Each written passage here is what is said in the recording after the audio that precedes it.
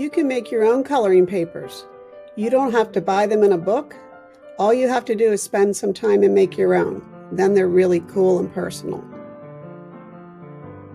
You'll need 5 different supplies: paper, pencils, colored pencils for shading, markers for outlining and coloring spaces, and good old-fashioned crayons. You can shade with them or you can just flat color. Now you want to think about choosing a theme. Anything that you love will work. If you love bugs, use bugs. If you love boats, boats are awesome to use. If you love basketball and you can't live without shooting every day, use basketballs. And of course, there's bananas. They're always super cool and they're delicious too. I really love flowers. My gardens are full of flowers. I draw flowers a lot, so flowers are my theme. Now that you have all your supplies ready and you've chosen your theme, let's get started. I start out by drawing very large, very simple shapes.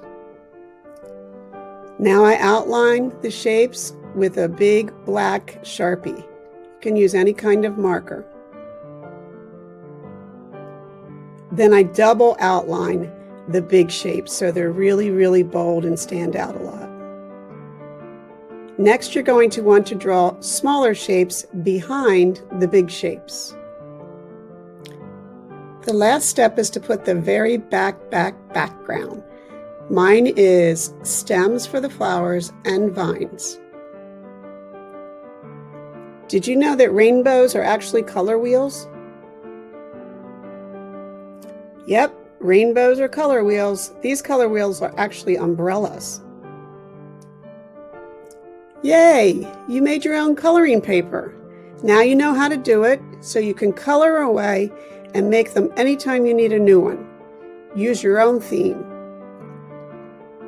When I colored my background, I used a rainbow or a color wheel to guide me. I blended my crayons together, and then when I colored the flowers, I used the Sharpies and kept it flat. You can color yours however you want. It's your project. Have fun and make it beautiful.